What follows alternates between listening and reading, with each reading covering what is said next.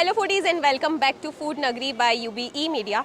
और आज हम आ गए हैं भंवरकुआ एरिया के बहुत ही स्पेशल से समोसा आउटलेट पर, जो है बघेली मोहल्ला। यहाँ पे मिलते हैं रीवा के स्पेशल समोसे और देखते हैं कैसे इंदौर के समोसे से ये खास है।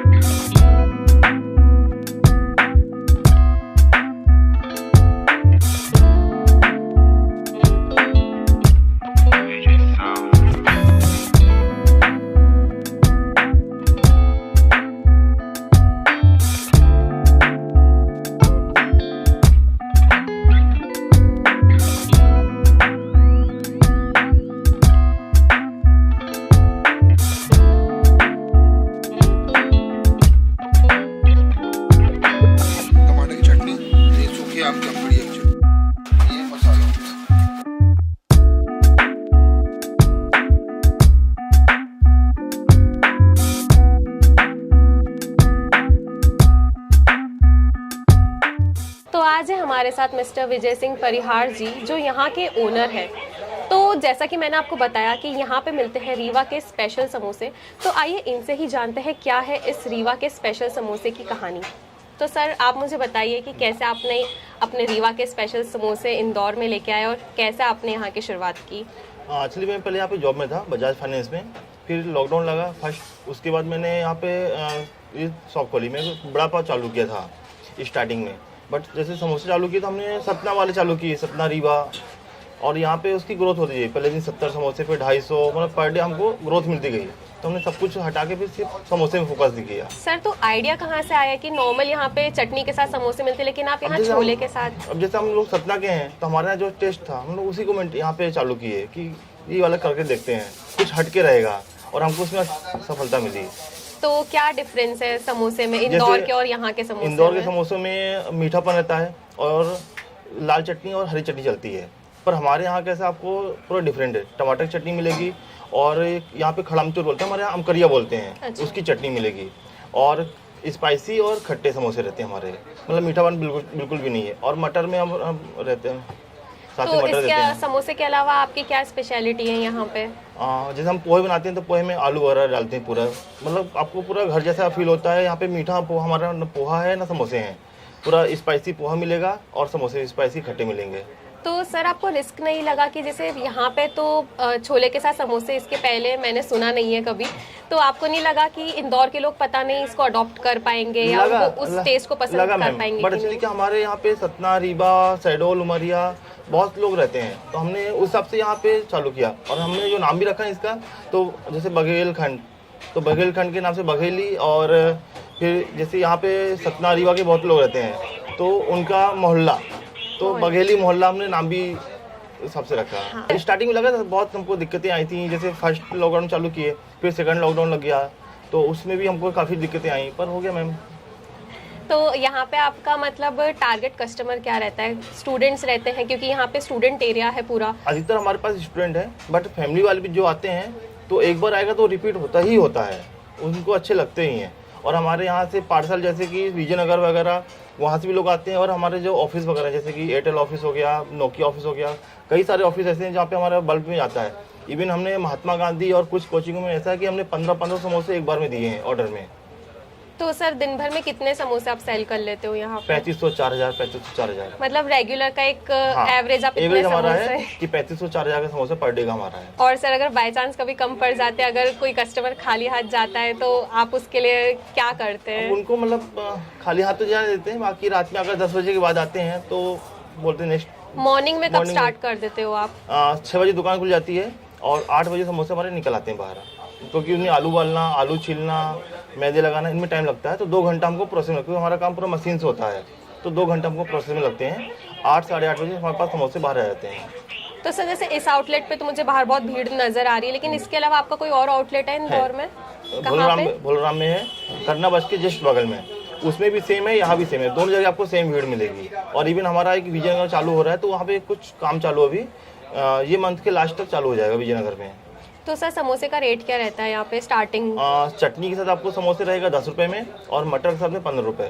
तो आपने इतना कम रेट क्यों रखा? मतलब नॉर्मल अगर हम स्टूडेंट, हम भी पहले स्टूडेंट थे, बाद में फिर हमने भी मतलब चीजें देखी कि स्टूडेंट को देखते हुए, हाँ, तो हम भी अपना भी देखे और स्टूडेंट देख के नॉर्मल रेट है। और स्टार्टिंग हमारे पास 10 रुपए है, तो आज भी 10 रुपए। 3 साल हमको 3.5-4 साल होने को आया, रेट में हमने कोई चेंजेस नहीं किए, वही रेट चाय है, उसी 10 रुपए में चाय, 10 में पोहा, 10 में समोसा।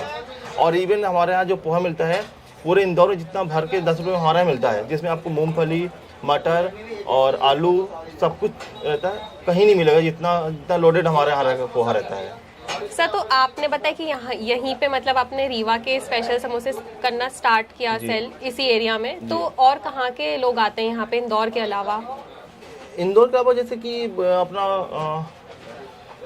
ग्वालियर साइड के लोग भी आते हैं, भिंड मुरैना और बघेलखंड के तो आते ही हैं, और इंदौरी भी जो आते हैं उनको काफ़ी अच्छे लगते हैं। इवन जो यहाँ पे जितनी फैमिली है सब इंदौर की हैं, तो उन लोगों को अच्छे, काफ़ी लोगों को अच्छे लगते हैं, सब मंगाते हैं यहाँ से।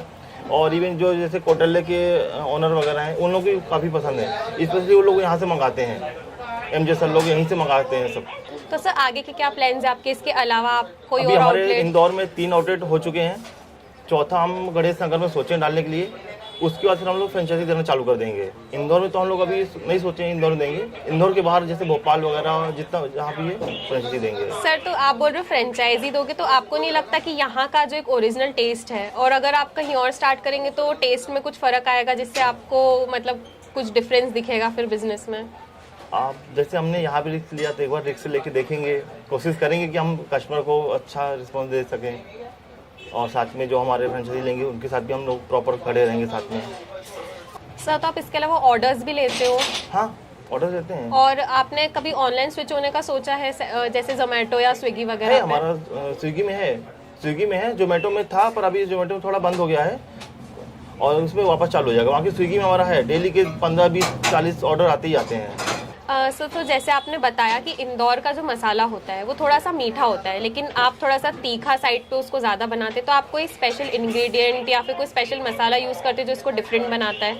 नहीं मैम, ऐसा कोई मसाला नहीं है कि हम कोई स्पेशल बनाते हैं, सब मसाला मार्केट में मिलता है, और वही मसाला जो वहाँ रीवा मिलता है वही मसाला इंदौर में मिलता है।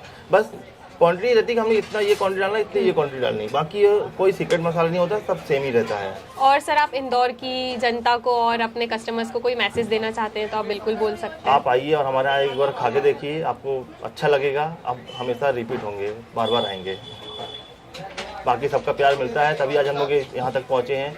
70 समोसे से लेके आज हम 3000-4000 समोसे तक आए हैं, तो सबका प्यार है तभी है। Okay, thank you so much sir, आपने इतनी भीड़ में और इतने रश आवर्स में हमें आपका टाइम दिया, तो बहुत अच्छा लगा आपसे बात करके और रीवा के समोसे के बारे में जान के।